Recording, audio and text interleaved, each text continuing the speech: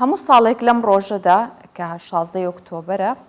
باسی ئاسایشی خۆراکەکرێ لە جیهانان، باسی ئەو مەترسیاناکرێت کە گیانی گرتوتەوە و چەندین ئاماری ترسناک ئەخرێتە ڕوو لە ڕووی هەژاریەوە بێت یاخود لە ڕووی ئەو مەترسیانەوە بێت کە کەوتۆتە سەر خۆراک. ئێستا مەترسیەکان یاخود ڕاهەندەکانی ژینگە و سروشتیشی هاتۆتە سەر چ کاریگەریەکی کردوتە سەرجیا لە ئابووری و سیاسی لە وڵاتانە.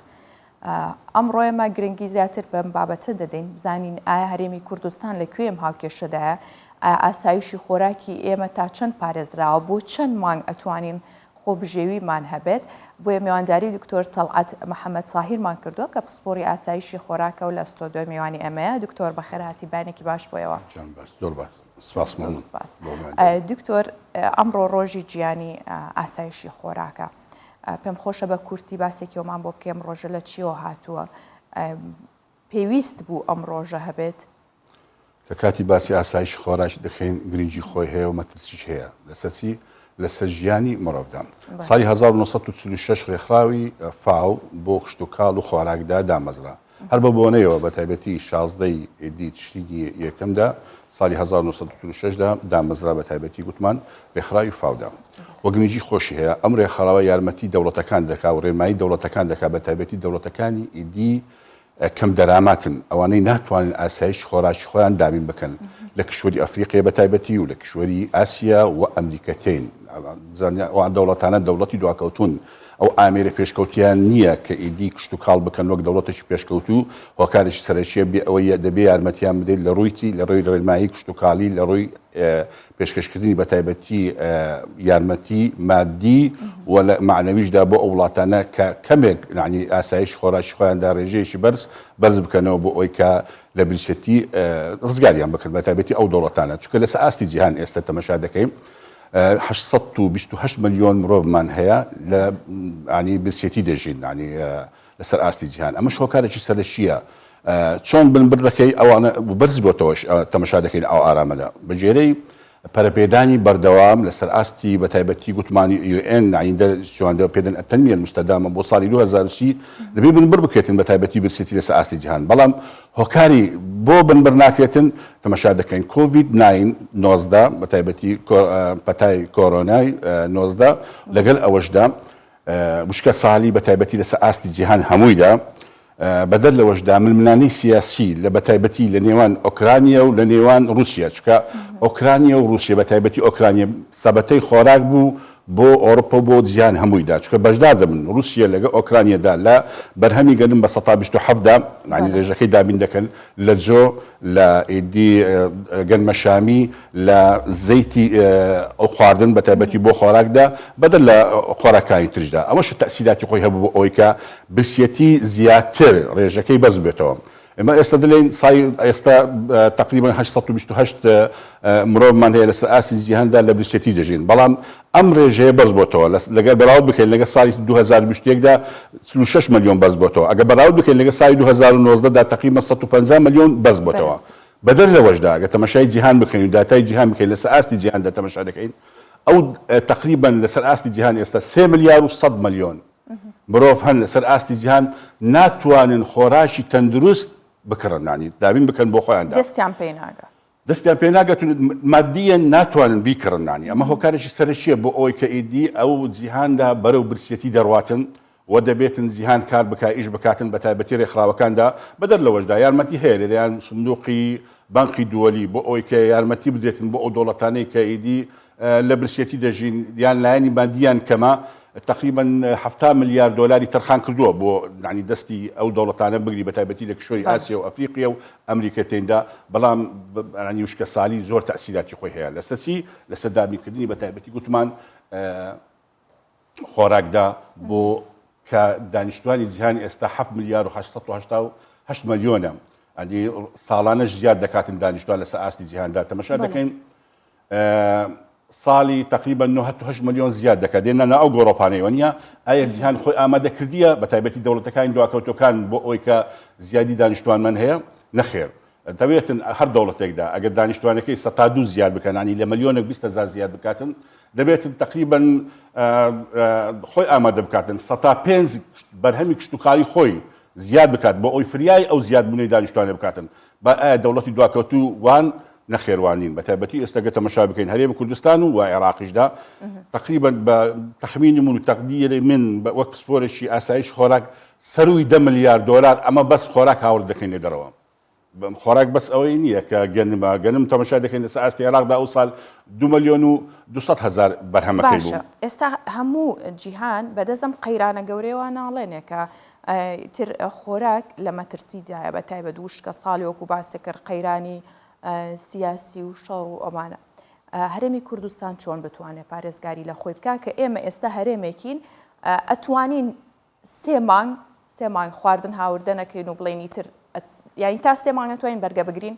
ئێمە کاتی دەڵێن هەر دەوڵەتێک ناتوانانی بژێژیە خۆی دامی بکاتن بە تایبەتێکە هەرێمی کوردستان ئێستا تقریبا خاکێکی بەپیتی هەیە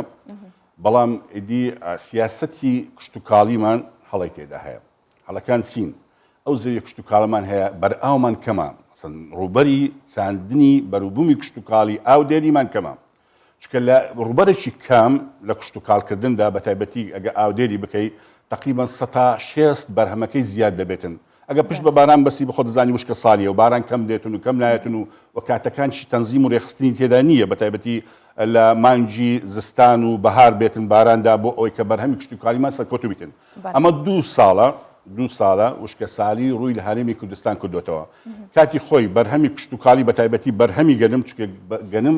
کاڵایەکی استراتیزیە لەسەر ئاستی جیهاندا بۆ خۆراک بەکاردێتن و بە دەر لەوەشدا ئەمە هەر تاکێکدا پێویستیمان بە 136 کیلۆغرام گەنم هەیە مەسەن ئارت هەیە بۆ ساڵێکدا بۆ دامیکردنی ئاسایش خۆراکی خۆماندا ئایا هەرێمی کوردستان و عێراقدا ئەو کەلێنەیان پڕکیتەوە نەخێر ئەو گەنمەی کە لە هەرێمی کوردستان ئەچێنرێ و بەرهەمیەت پێداویستی ناوخۆ پڕ ناکاتەوە ئەم ساڵ 136 نانی ڕێژەی 136 دابین کردووە تقریبا 300,000 هەبوو هەرێمی کوردستان پێویستی بە 862,000 تۆن گەنم هەیە بۆ دامیکردنی پێداویستەکانی بە تایبەتی هاوڵاتیاندا عێراق ئەو ساڵ 2,200,000 هەبوو پێویستی بە 5,750,000 هەیە دەبی ئەو کەلێنەی پڕکاتەوە لە چی لە هاوردەکردندا و هاوردەکردنیش نرخی خۆراک ئەو ساڵ تقریبا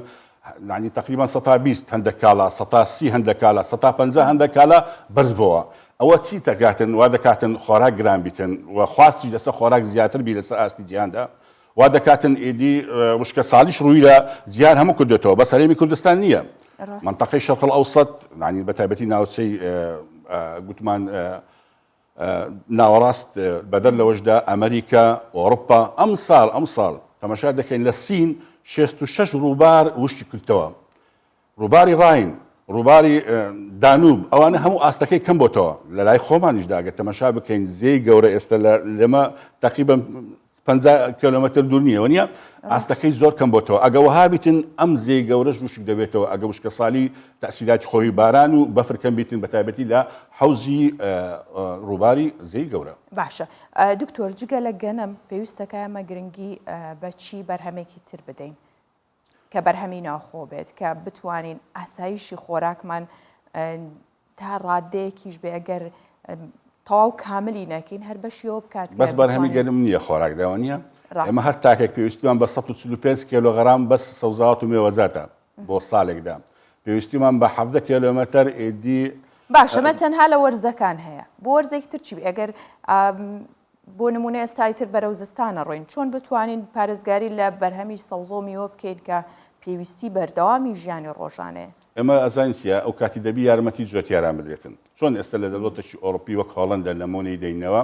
چۆن ئاسایش خۆراکی خۆیان دابین دەکەن بەچی لە وەرزستاندا بە خانووی پلاستیکی خانوو بە تایبەتی یارمەتی جوێتیاران بدرێتن یارمەتی جوێتیاران بدێ ئەوانش کەمەک بەرهەمی خۆیان زیاد دەکەن وا دەکاتن بە ڕێژەیەکدا ئیدی مەعتیماد لەسەر کەم لەسەر دەرەوە بکەین ڕێژەیەکی بەرز ئەدی ئەو کاتی بەرهەمی ناوخۆیی تەسیلاتی خۆی هەیە بۆ ئۆکەی زامن بکەیت بۆ خۆماندا لە هەرێمی کوردستاندا بەدەر لەوەشدا تەماشا دەکەین ئێستا ما ئایا پڕکردنەوەی پێداویستەکانی خۆمان کردی لە هەرێمی کوردستاندا نەخێر بە ڕێژەییە تەماشا دەکەین لە سەوزاوات و مێوەزادا ئەم بەس تقریبا 4 مانگ 5 مانگ لە وەرزی هاوین هەمانە لە وەرزەکانی تر هەموو هەواڵ دەکەین ئەدی تەماتەی هاورد دەکەین 5 مانگ هەمانە ئەویتی تقریبا 7 مانگ هاوردە دەکەین ئێستا هەمە دەین تەماتە هیچ نییەوە نییە دي تقريبا لساستي هريمي كردستان مليونك و300 وتقريبا 65,000 خێزانمان هەیە نییە ئەدی ڕۆژێ نیش لە تەماتە بکردن بە 250 مەبلەغەکەی دەکاتن دەکاتن پارەیەکی زۆر دەکەوتەوە سەرچی سەهرێمی کوردستان ئەو پارەیە کە پێدێن عملەی سعبە دەڕوا خزمەتی چی دەکاتن لە دەرەوەی وڵات بە تایبەتی جۆتیارانی دەرەوەی وڵات لە تورکیا لە ئیران لە سووریا لە ئۆردن هاوڕێ دەکەین ئەمە هۆکارەکە کەلێنەکە ئێمە بەدەستی دەنالێنین سیاسەتی زیراعی هەر دەوڵەتێکدا کە کاتی قەیرانی هەیە کە کاتی ئاسایش خۆراکی خۆی دابین ناکەن دەبی سەتادا بودجەی خۆی تەرخان بکاتن بۆچی بۆ هاوکاری لەلایەنی کردی کشتتوکاڵ بکاتن بۆ ئەوی کە ڕێژەی بەرز بکاتەوە بەرهەمەکان بە تایبەتی بەرهەمی کشتتوکاڵی بەڵام ئایا لە دەوڵەتەشی مەسەیان لە هەرێمی کوردستان و عێراق وایە نەخێر تقریبا ئێستا لە هەرێمی کوردستان ئەمن ئەو پەڕی با 500 ملیۆن یارمەتی وەزارەتی کشتتوکاڵ بدەن بە 500 ملیۆن هیچ دەکرێتن نەخێر هیچ ناکرێتن باشە توانین پێم بڵێ دکتۆر ئاسایشی خۆراک لە هەرێمی کوردستان لە چ ئاستێکە ئایا لە چ مەترسیەکە وەڵاهی مەترسی هەیە مەترسیەکان چین وشکە ساڵی و پشت بەستن بە دەرەوەی وڵات بۆ دامکردنی و زامکردنی ئاسایش خۆراکدا بەدەر لەوەشدا ئاو و سەرچاوی ئاو لە هەرێمی کوردستان ئاوە پارێزرە لە هەرێمی کوردستان نەخێر سەرچاوی ئاو ئێدی سەرچاوی ئاو ئێدی ئەمە پرۆژێکی ئاودێریمان هەیە کە 6,000 دۆنم ئاودێر بکاتن نەخێر وەنیە ئێستا زێی گەورەش ئەوە وشتی کردوە نیە چەند ساڵی دی ئەگەوها باشە خەڵک تا چەند هۆشیاری هەیە لەسەر پاراستنی ئاسایشی خۆراک لە چ ڕوویەکەوە هۆشیاریان نییە لە عێراق بزانە لە عێراق ئێستا وەزارەتی بازرگانیدا ئیدی پسولەی خۆراک دەداتنوانی بەشی خۆراکەکان دەداتن لە ئارت لە شەکر لە برنج لە هەندێک جاران پرۆتینەکان دەداتن نیسک و نۆچی دەداتن و لەگە معجونی تەماتی دەداتن ئەوە کەمێک نانی ئاساوارەکەی کەم کردوتەوە لەسەر چینی هەژار بە تایبەتی مەدەڵێن وەنیە بەڵام کە کاتی باسی عێراق دەوڵەتێکی تر دەکەین بە تایبەتی مەترسیدارە نانی ئەوانە هەر یارمەتی نادرێن وەنیە بەڵام ئایا عێراق بخۆت دەزانی ئێستا نەوتی هەیە وەنیە نەوت تەسیراتی خۆی هەیە بە ئەوی کە نرخی نەوتیش ئێستا بەرز بۆتەوە دوێنێ لە کۆربەندێک هەبوو لە بانقی دووەری لەسەر چی بوو لەسەر خۆراک بوو و لەسەر وزەش بوو الوقود والأغذية لەسەر ئاستی جیهاندا کە کاتی تەماشا دەکەین نەوت بەرز بێتەوە تەسیراتی خۆی لەسەر چی لەسەر پرۆسەی بەرهەمێنانی کشتتوکاڵی چاندنەکەی گواستنەوەکەی ئێدی ئەوە هەموو تەسیراتی خۆی هەیە بۆ بەرزبنەوەی نرخەکەیدا بەدەر لەوەشدا تەماشا دەکەین هەندێک ئینپوتەکەی مەسەن تەماشا دەکەین لە پەینی کیمیایی زۆر بەرز بێتەوە ئێستا لەسەر ئاستی جیهاندا ئەمەش تەسیراتی خۆی هەیە لەسەر چی جۆتیان نەتوانی ئێدی هەندێک پێداویستەکانی کە بەرهەمی کشتتوکاڵی دەکاتن دابین بکە بۆ خۆی ئینتاجەکەی کەم دەبێتەوە ئەگە بەراورد بکەین لەگە ئەوەکانی تر ساڵەکانی تر باشە دکتۆر تەڵعات محەممەد تایر سپاس کە لەگەڵمان بووی هەڵبەت بابەتەکە زۆر هەڵدەگرێ قسەی لەسەر بکەین ڕۆژێکی گیانیاوە کە بە تایبەت ئێستا ئاسایشی خۆراک لە مەترسێکی گەورەیە سپاس بۆ زانیاریانی بەێمەت بەخشی